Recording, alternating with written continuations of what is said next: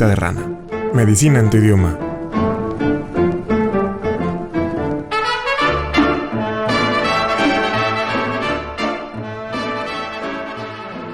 Hola, ¿qué tal amigos? Muy buenos días. Hoy estamos grabando este podcast en 1 de mayo del 2021. Una disculpa porque nos tuvimos que ausentar un tiempo o una semana de las actividades, puesto que hemos tenido muchísimo trabajo y hemos tenido proyectos que tenemos que subsanar y que solventar. Pero bueno, aquí estamos nuevamente en Colita de Rana, Medicina en tu idioma. Yo soy el doctor Osvaldo Araujo Ramírez, soy médico otorrinolaringólogo y pues les platico, sí, precisamente estábamos ausentándonos un tiempo de aquí de las plataformas porque pues nos vamos a mover, estamos cambiando de domicilio para el consultorio. Pues ahora nos vamos a encontrar en el interior del Hospital Real San José, Valle Real, del nuevo hospital, ahí en la colonia Puerta del Valle, Avenida Central, Guillermo González Camarena, número 911. Ahí está el hospital y ahí está nuestro nuevo consultorio. Y el día de hoy les voy a platicar de un tema de actualidad. Es un tema hasta cierto punto, pues, muy difundido ya. Es un tema que de hecho hay personas que ya se cansan de escuchar tanto de esto. Pero pues quiero platicarles de, primero, hacer un recordatorio, sobre todo ahorita de la gran difusión y el gran programa de vacunación a nivel nacional e internacional que acabamos de tener. ¿Por qué? Porque, pues, en la ciencia no hay dogmas, no hay de que esto es bueno 100% ni de que esto es malo 100%, ¿no? O sea, todo tiene sus bemoles, todo tiene sus pliegues bizantinos, dice Falcón. Y bueno, pues aquí vamos a hablar de las dos caras de la moneda, como dice la doctora Acevedo Whitehouse. Hoy vamos a hablar de la pandemia de SARS-CoV-2, que es lo que estamos ahorita viendo y lo que estamos nosotros en este momento viviendo. Y pues ahorita desgraciadamente ya no hay un solo país en el mundo que esté libre completamente de la pandemia. O sea, no hay ni una sola extensión de tierra libre de la enfermedad, ¿no? ¿Y por qué? Pues porque hubo muchísimos contagios en muy poco tiempo, más o menos alrededor de 117 millones de casos, dice la OMS, que ya lo tenemos.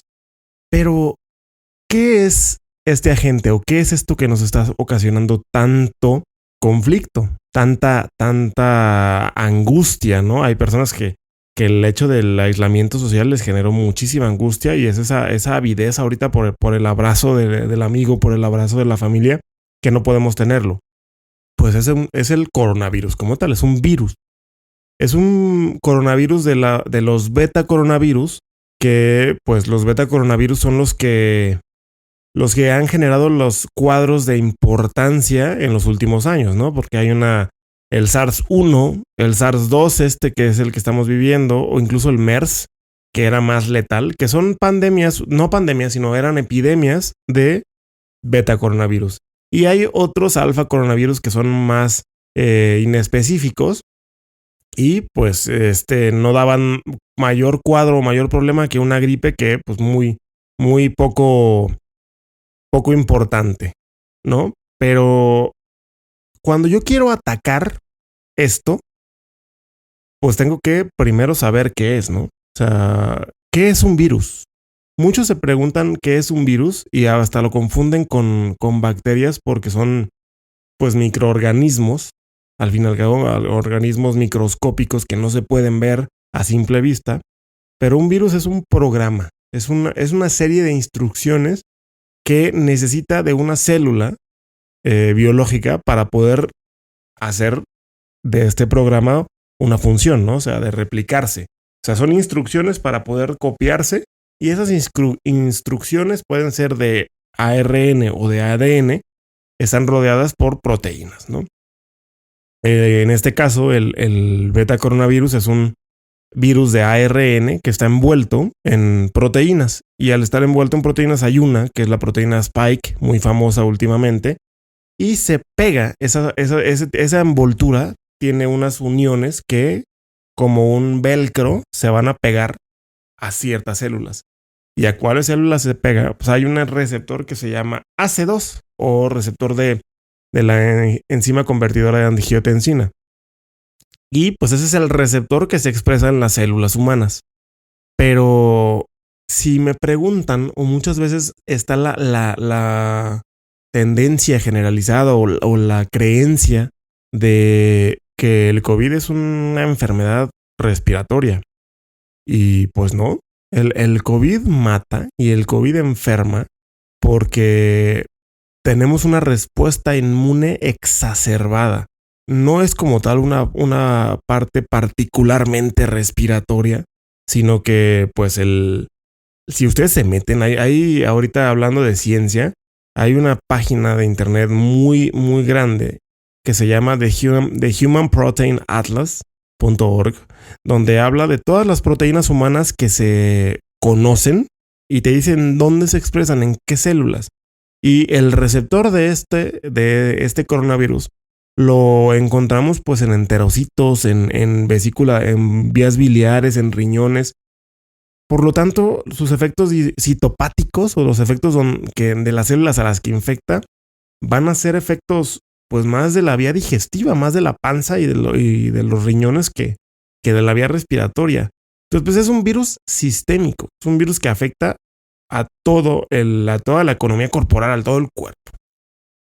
Entonces, pues definitivamente sí afecta, ¿no? O sea, y al afectar, les decía que no es tan letal como el MERS, pero sí es contagioso. Y al estar contagioso, pues empieza a afectar a una población que, siguiendo ahorita los lineamientos y siguiendo los reportes de la OMS, o de la OMS, perdón, pues la tasa de letalidad media es de 0.23%. Quiere decir que 0.23% de las personas infectadas son las que se mueren.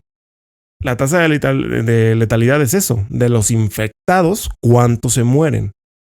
Y ahorita, pues obviamente tenemos que hay muchísimos fallecimientos. ¿Por qué? Pues porque a pesar de que la tasa es baja, pues tenemos 1.88 millones de muertos, de infectados en el momento, ¿no?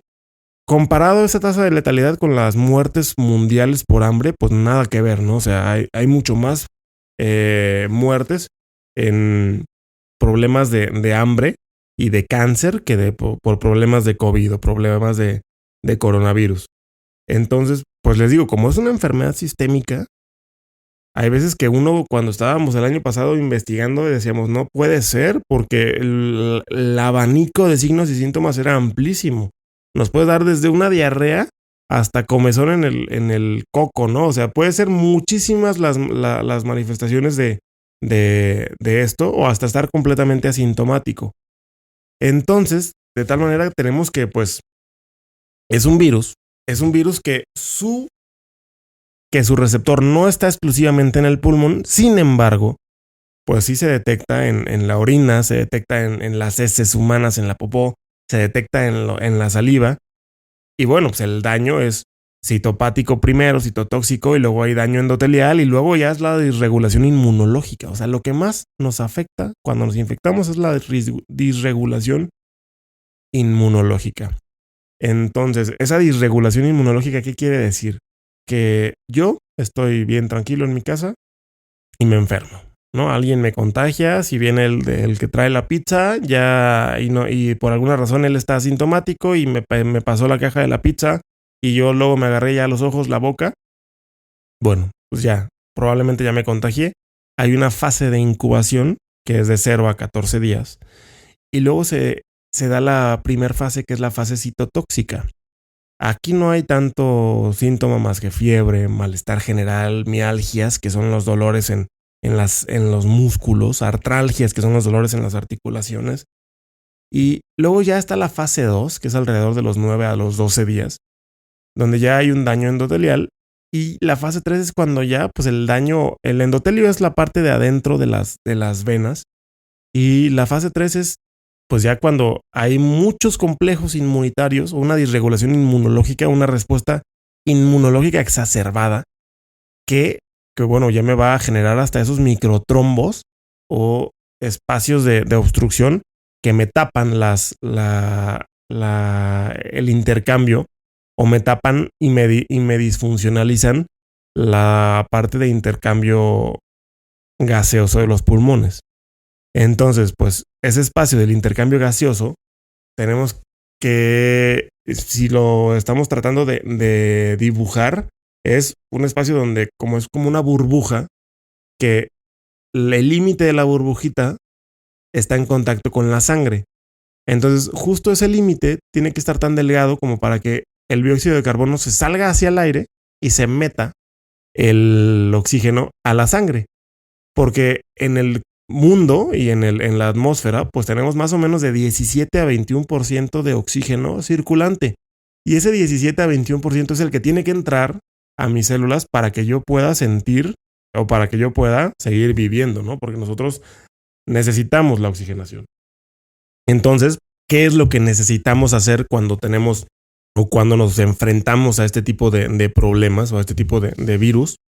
Pues lo que se ha hecho, ¿no? O sea, lo que se ha difundido. Primero es el aislamiento social, fortalecer el sistema inmunológico, ¿no? Tener una buena alimentación, tener un buen ciclo de sueño-vigilia, usar el cubrebocas y ahorita las vacunas. Ya llegamos al tema del día de hoy que quiero hablar sobre las vacunas. ¿Qué son las vacunas?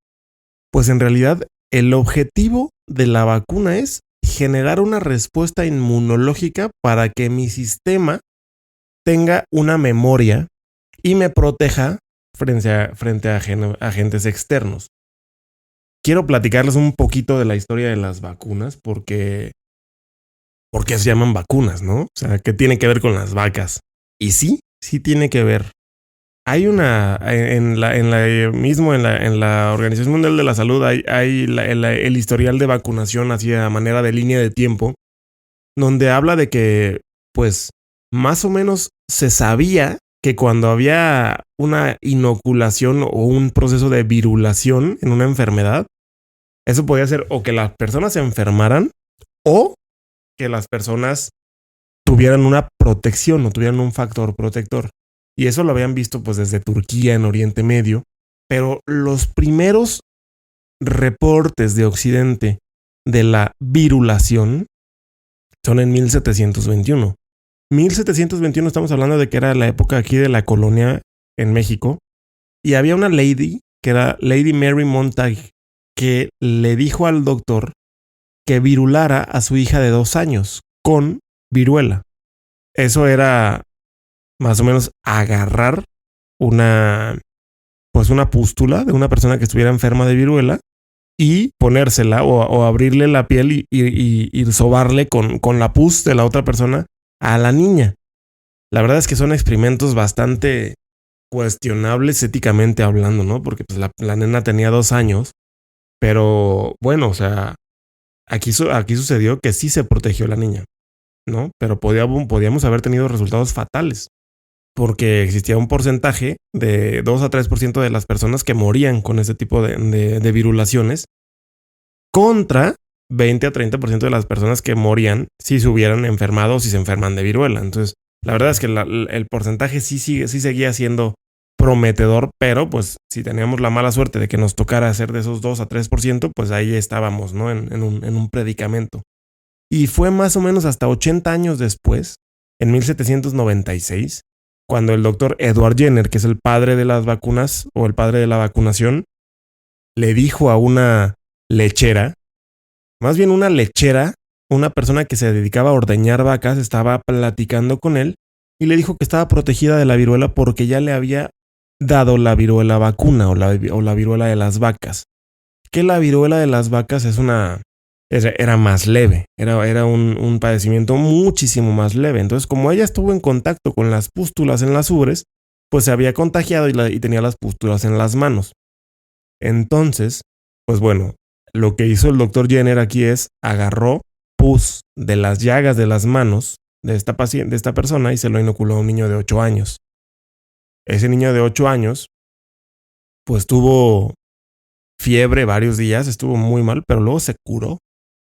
Y ahorita como para comprobarlo después, el doctor Jenner agarró ahora sí pústulas de una persona infectada de viruela, esas que se ponían gravísimas, y volvió a ponérselo en contacto al mismo niño de 8 años, y ya el niño ya no se enfermó.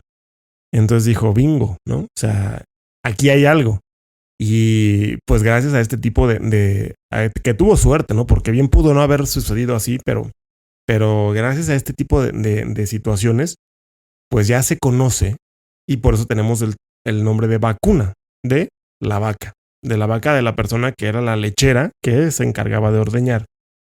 Pero pese a todo esto y a estos hallazgos, pues hubo una reticencia muchísima de más o menos 150 años para poder volver o para poder difundir a la población en general la vacunación. No había los memes de la época, eran los dibujos o las caricaturas en los que ponían a gente volviéndose animal, ¿no? Le empezaban a salir cuernos de vaca, etcétera. Y era su manera de burlarse y de la reticencia que había de decir, no, pues yo si me la pongo me voy a empezar a convertir en vaca, ¿cómo voy a poner cosas de otra especie? Pero pues el chiste es que sucedió, ¿no? Y ahí después ya entraron otros pensadores y otros científicos como Koch con la tuberculosis y todo eso. Hay un libro buenísimo que se llama Cazadores de Microbios, que es un libro llevado a manera de prosa, pero donde empiezan a explicar los experimentos de cada uno de los pensadores que con una enfermedad diferente agarraban a los y empezaban a cazar a los microbios, ¿no? Les llamaban las balas mágicas, etcétera, pero desde Leeuwenhoek, que fue el primero en poder asomarse al mundo microscópico hasta 1920-30, ¿no? O hasta Fleming, creo. Pero es un libro muy bueno, se los recomiendo si lo quieren leer. Total, ahora ya estamos en el 2021 ahorita y pues hay muchos tipos de vacunas en este momento, ¿no? O sea, hay vacunas, las vacunas para virus pueden ser de varias partes. Ahorita ya tenemos vacunas que, pues bendito Dios, y gracias a este tipo de grandes pensadores y a la investigación, se pudieron erradicar enfermedades precisamente como la viruela, o hay otras que se disminuyeron muchísimo como el sarampión, la rubiola, y es muy bueno. Y ahorita, pues los mecanismos o los tipos de vacunas más o menos son o con el virus completo que te hace daño, atenuado, o sea, un virus vivo o activo, que no se puede decir vivo porque no sabemos si los virus están vivos en realidad, como les decía, solamente son programas de ADN o de ARN que tienen una función, una serie de instrucciones, pero pues puede estar activo, atenuado, o puede estar inactivo, que también hay virus inactivados. O podemos hacer vacunas con partes de ese virus, ¿no? O sea, con la pura proteína, con la cubierta nada más, o sea, como con la pura cápsula, o contra el ADN o el ARN de ese virus. O también hay otra manera de hacerlo que es con vectores virales, quiere decir agarrar otro tipo de virus, modificarlo para que ya me proteja contra esto. Entonces, ¿a qué voy con todo esto? O sea, que la verdad es que la historia del humano así es. La historia del hombre es una serie de ensayo y error. Y frente a las enfermedades nuevas, pues hay poco conocimiento, ¿no? No tenemos el aprendizaje, pero pues tenemos inventiva, que gracias a esto, pues yo a lo que voy es que hay que saberse, ¿no? O sea, ¿por qué? Porque ahorita todas las vacunas contra el COVID, pues no están aprobadas con ojos cerrados, ¿no? A ojos cerrados. La autorización que se hizo de manera mundial es una autorización por emergencia. ¿Por qué? Porque pues la situación estaba o está crítica, entonces hay que sacarlo y hay que formar parte de unos ensayos en los que obviamente esto promete mucho mejor seguridad, pero pues todavía no le han dado el espacio de tiempo, pero tiempo no tenemos. De hecho, tan es así de esa autorización por emergencia que que los laboratorios que las producen se protegieron, ¿no? Están indemnizados. O sea, uno no puede reclamarle nada a los laboratorios frente a las vacunas que ellos están produciendo, vendiendo, difundiendo. Las vacunas más conocidas son las vacunas de Pfizer, por ejemplo, que la vacuna sí se le conoce pues, por el laboratorio, ¿no? Por el laboratorio de Pfizer, pero la vacuna en realidad se llama Comirnaty. Y es una vacuna de RNA, o sea, lo que están inoculando es RNA. La vacuna, por ejemplo, de AstraZeneca se llama Covishield. Y aquí es un vector viral de adenovirus. La Sputnik también es un vector viral. La CanSino, que el nombre que es de la vacuna se llama Convidacia, también es vector viral. Entonces, pues el objetivo de una vacuna es ser inmunogénica. Quiere decir que me genere una reacción en mi cuerpo. Si me genera una reacción en mi cuerpo, pues ya estamos de gane. Ya es... Porque muchos dicen, es que a mí me fue mal con la vacuna. Porque me sentí mal, me dolió la cabeza, me dio diarrea, me dio fiebre. Pues es lo esperado. Eso está bien porque quiere decir que sí se está generando una reacción inmunogénica conmigo, que es lo que después va a generar que yo haga anticuerpos. ¿Hay efectos secundarios? Obviamente sí los hay. Como los hay en cualquier, hasta tomándonos una aspirina, nos puede dar un síndrome que se llama síndrome de Steven Johnson en el que nos despellejamos todo. Rarísimo, pero existe. Y bueno, también hay efectos secundarios, que mucha gente o muchas autoridades se enojan, ¿no? Porque dicen, no, y te tildan de antivacunas, porque estás hablando de los efectos secundarios, pero pues el objetivo de la ciencia es divulgar. No eres antivacunas por preguntar, ¿no? O sea, de hecho, ese es el objetivo en la ciencia y en la medicina, ¿no? Preguntar y tener esa espinita, ¿no? No hay dogmas aquí. No hay cadenas de mando. No hay que creerle al general, no hay que creerle al presidente, no hay que creerle al secretario. La verdad es que aquí se tiene que preguntar. Entonces se pregunta, ¿y cuáles son los efectos secundarios? Pues sí, lo más común y lo que ponen ahí es la fiebre, el dolor de cabeza, el malestar general, y eso pues es leve y pasa a los pocos días. Hasta ahí estamos bien. Pero hay un blog de la Universidad de Harvard donde ellos hablan de que ha habido casos o hacen como un recuento de todo el historial y todos los reportes mundiales y ven que hay como 11 casos de anafilaxia o de reacciones adversas alérgicas severas por millón de aplicaciones. Quiere decir que de cada millón de aplicaciones yo puedo llegar a tener 11 casos de anafilaxia, o sea, de que se me pongan muy mal por una alergia súper severa. Por eso los tengo que tener de 15 a 30 minutos en observación ahí en el sitio de la aplicación, porque puede llegar a ser necesario poner adrenalina o así. Y bueno, también hubo un reporte en el que hubo 23 ancianos con muerte inexplicable en Noruega. Y bueno, pues eso es un foco rojo, ¿no? Porque dices, bueno, eso no se puede explicar. Pero bueno, a lo que se ha visto es que puede ser por ciertos componentes de las vacunas que se necesitan para su correcta función, que haya estos efectos adversos un poquito más altos que con otras vacunas o con otras campañas, ¿no? O sea, la de Pfizer, por ejemplo, que les decía, la Comirnaty, es una vacuna de ARN mensajero, o sea, que tiene una cadena de instrucciones, que es la cadena de instrucciones del virus, pero generalmente cuando el cuerpo humano se le inocula una cadena de instrucciones, pues en un instante la deshacemos, o sea, ya ahí llega nuestro sistema inmunológico innato y plum, ya lo destrozamos por completo. Por eso tenemos que protegerlo, la vacuna la protege en esa secuencia para que dure más tiempo y sí haga el efecto de inmunizarnos, un efecto de generar memoria. Entonces, pues tiene, aparte del ARN mensajero, tiene otras cosas como colesterol, como cloro de sodio, como cloro de potasio, ¿no? Que incluso el cloro de potasio también se utiliza para la eutanasia y todo eso, pero obviamente aquí es una dosis ínfima que es necesaria para estabilizar el ARN mensajero. Y otra cosa, que es el polietilenglicol 2000, el PEG. Y ese polietilenglicol, pues lo tenemos nosotros se ha dicho, o hay varios estudios donde habla de que 50% de la población tiene algo de anticuerpos anti-PEG o antipolietilenglicol. ¿Por qué? Porque es una sustancia en la que ya siempre hemos estado en contacto, ¿no? O sea, tenemos polietilenglicol o PEG en el champú, en las pastas dentales. Entonces esa puede ser la razón por la que hay pues estos efectos adversos, ¿no? Por ejemplo, en la vacuna de AstraZeneca, que es un vector viral, que es el vector del adenovirus, pero es un adenovirus que lo extraen de los chimpancés.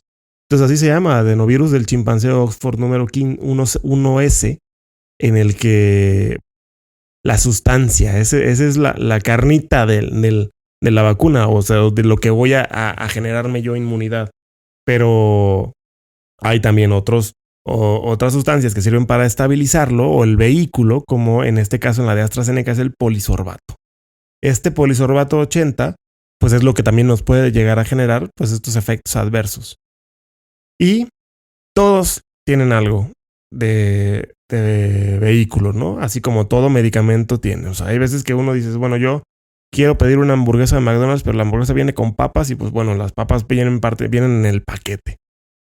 Aquí hay que nada más saberlo, ¿no? Tenemos que saberlo. No quiere decir que por preguntar seamos antivacunas. Al contrario, las personas que más estamos en pro de la vacunación somos las que más tenemos que preguntar para saber, ¿no? Y así es que el objetivo de aquí de Colita de Rana es divulgar la ciencia, tratar de digerirla lo más posible para que sea mucho más claro y poder tomar y generar nosotros nuestro propio concepto y nuestro propio criterio. La tasa, aún así, pues sigue siendo una tasa baja, ¿no? Si yo como tal, si yo como el doctor Osvaldo Araujo la recomiendo, me preguntan si yo las recomiendo, pues las recomiendo, definitivamente sí. De hecho, yo me la puse. Yo tengo la vacuna de CanSino, que la vacuna de CanSino, como les comentaba, la que es la Convidacia, es una vacuna de vector viral también, como el adenovirus. Y pues la ventaja de esto es que es una sola dosis. Al ser monodosis, pues es mucho más rápida o ya nos quitamos tanto de un poquito de problemas. Y pues bueno, hay que estar monitorizando porque tenemos que tomarnos las pruebas de anticuerpo y ver si ya tenemos anticuerpos protectores, etcétera, ¿no? Entonces, si está en nuestra posibilidad y nuestro criterio nos dice que nos vacunemos, hay que vacunarnos, ¿no? Y frente a todo, si yo de repente ya estoy en temporada de invierno, pues la de influenza es bueno ponérnosla, ¿no? Si yo tengo una niña joven, más o menos en la prepuber, y tengo la oportunidad de darle la vacuna de Gardasil, por ejemplo, que es una vacuna de cubierta proteica contra el virus de papiloma humano, que nada tiene que ver con el COVID, pues, pero es una vacuna. Es una vacuna frente a un virus. Y es un virus que le puede dar a una persona desde cosas completamente asintomáticas hasta verrugas o hasta problemas como cáncer, ¿no? Entonces, si yo estoy antes de mi vida sexual, pues me puedo poner la vacuna de Gardasil en las pacientes femeninas, y es una vacuna que le va a proteger. Que bueno, también hay que acercarse a preguntar cada caso particular, ¿no? Porque hay que ver la situación hormonal y todo de la niña o de la mujer con el ginecólogo, ¿no? Con cada quien con el experto. Pues bueno, si está en nuestras manos, hay que hacerlo. Por favor, yo sé que esto es un tema controversial, ¿no? Porque pues, al fin y al cabo sigue habiendo reticencia. Mucha gente dice, no me vacunaré, me voy a poner la de AstraZeneca, me voy a poner la de los chinos, me voy a poner la de los rusos. La verdad es que hay que preguntar no como tal si me da confianza a mí la de Pfizer. Porque, por ejemplo, ahorita les digo, el polietilenglicol es el que tenemos anticuerpos, y la de AstraZeneca no tiene polietilenglicol. Pero mucha gente se está yendo a Estados Unidos como Pepillo Origel a ponerse la de Pfizer. La verdad es que la que tengamos a la mano tiene esos porcentajes de prevención y de protección contra enfermedad grave y contra mortalidad por COVID. Entonces, pues, esa es una recomendación, pero es una recomendación personal. Obviamente la invitación aquí es a que investiguemos.